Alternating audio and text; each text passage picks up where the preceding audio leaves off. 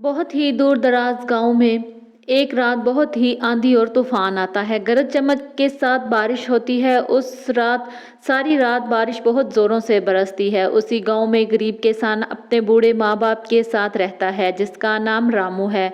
रामू उस रात आंधी और तूफान को सारी रात खड़ा होकर खिड़की के बाहर देखता है और कहता है कि ये तो बारिश और तूफान सारी मेरी फसल बर्बाद कर देंगे। मैं अब क्या करूँगा और साल भर गुजारा कैसे होगा। उसकी इन्हीं सोचों में रात गुजर जाती है कि मेरे बूढ़े माँ बाप अब क्या करेंगे और मैं इनका अकेला सहारा हूँ, जबकि मेरा कोई और जरिया माश भी नहीं है। अगली सुबह जैसे ही सूरज निकलता है तो रामू अपने माँ बाप से कहता है कि मैं अपनी फसल को देखाऊं। रात बहुत तेज आंधी और तूफान आया था, कहीं मेरी फसल बर्बाद तो नहीं हो गई। इतना कहकर वो अपने खेतों की तरफ चल पड़ता है। जब वो अपने खेतों के पास पहुंचता है तो उसकी सारी फसल तबाह बर्बाद हो चुकी होती है। वहाँ कोई भी फसल का नामो निशान नहीं होता। वो बहुत परेशान होता है और रोने लगता है कि मेरा तो जरिया माश ही यही है। अब मैं क्या करूँगा और अपने बूढ़े माँ बाप के साथ कैसे रहूँगा और कैसे मेरा गुजारा होगा। ये सोच सोच कर रामू अपनी फसल को देखता है और रोता जाता है कि मैं क्या करूं और मेरे साथ क्या हो गया। मेरा तो यही एक आसरा था अपने बूढ़े माँ बाप को पालने का।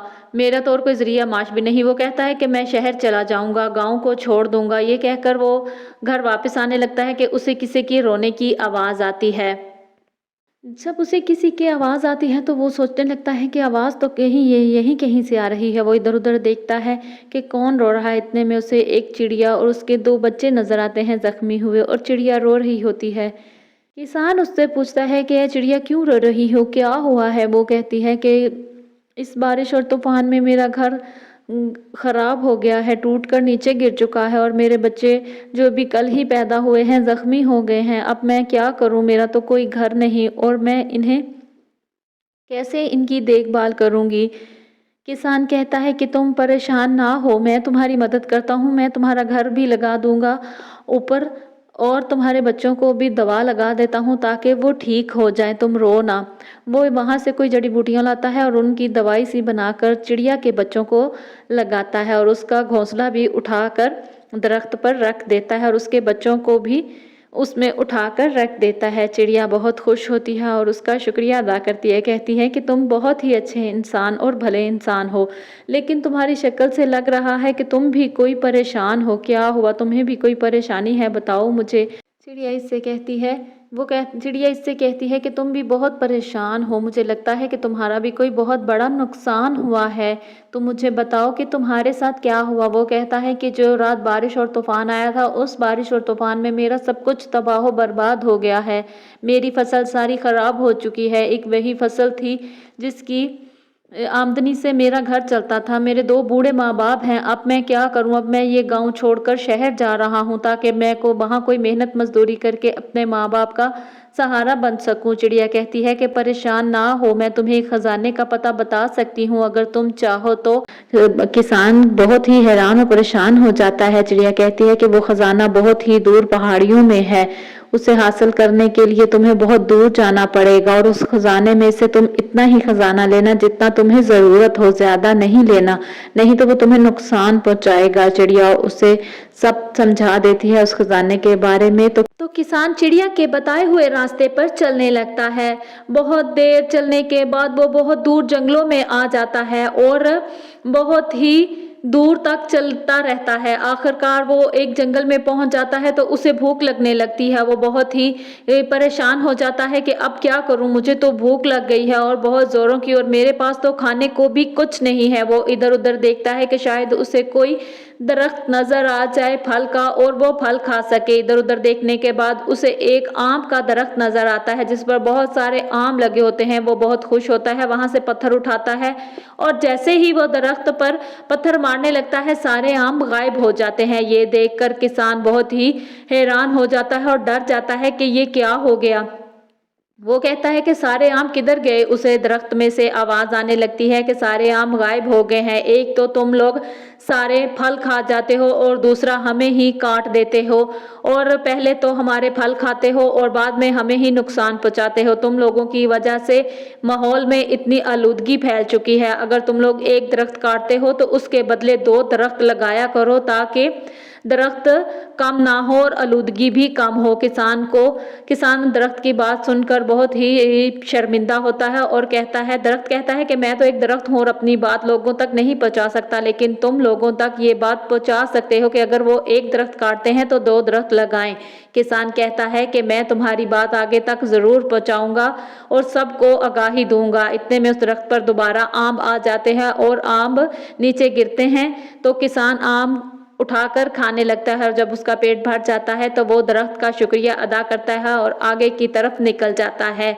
अब आगे चलते चलते उसे बहुत दूर तक जाना होता है। जैसे ही वो आगे चलता है तो शाम ढलने लगती है और उसे प्यास लगने लगती है। वो कहता है कि मुझे तो बहुत प्यास लग रही है। पास उसे एक नदी नजर आती है, तो वो कहता है कि क्यों ना इस नदी का पानी पिया जाए ताकि मेरी प्यास बुझ सके। अभी तो बहुत लंबा सफ़र है जो मुझे करना है और बहुत दूर तक जाना है उस खजाने की तलाश में। जैसे ही वो पानी पीने लगता है तो उसे वहां से एक सोने का सिक्का नजर आता है। उस पानी में उसे एक सोने का सिक्का पड़ा हुआ नजर आता है। वो कहता है कि ये क्या है।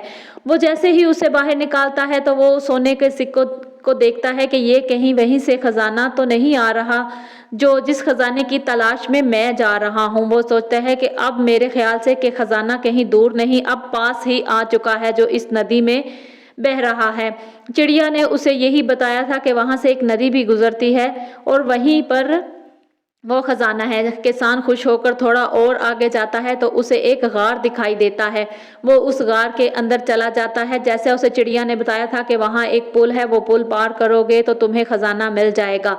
वो कहता है कि अब मैं खजाने से दूर नहीं हूँ। जब वो उस नदी के बिल्कुल एंड पर पहुँचता है तो उसे एक बहुत बड़ा पत्थर दिखाई देता है। उसे चिड़िया ने बताया था कि जैसे ही साफ और नेक दिल का इंसान उस पत्थर को हाथ लगाएगा तो वो पत्थर खुद ही पीछे हो जाएगा। किसान पत्थर पर हाथ रखता है तो पत्थर पीछे हो जाता है और जब किसान अंदर जाता है तो वहाँ बहुत सारा सोना जवाहरात और उसे नजर आते हैं। किसान बहुत खुश होता है कि इतना सारा सोना इस गार में पड़ा है और आज तक किसी को पता ही नहीं चला।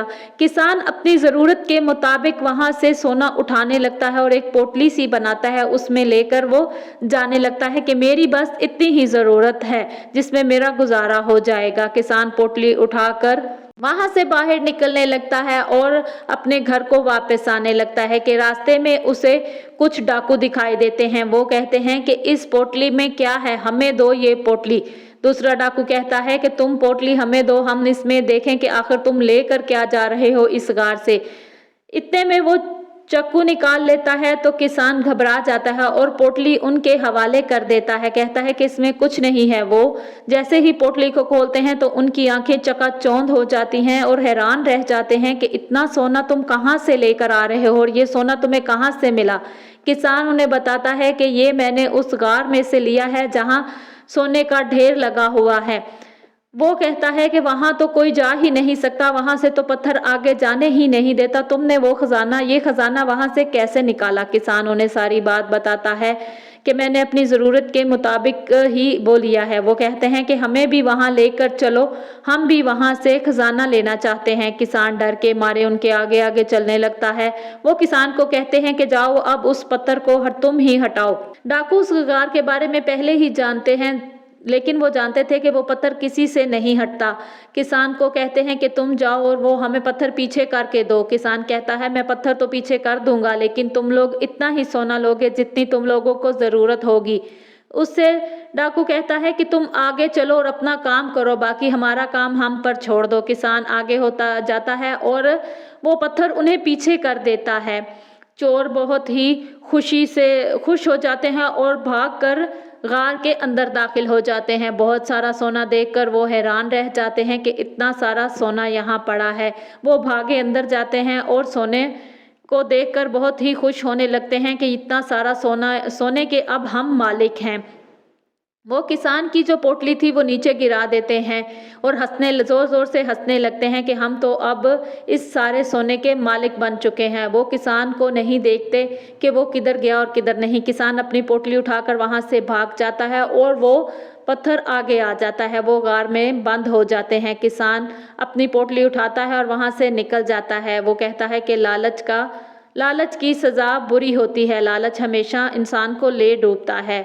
उम्मीद है कि आपको ये वीडियो पसंद आई होगी। प्लीज़ मेरी वीडियो को लाइक और मेरे चैनल को ज़रूर सब्सक्राइब कीजिए।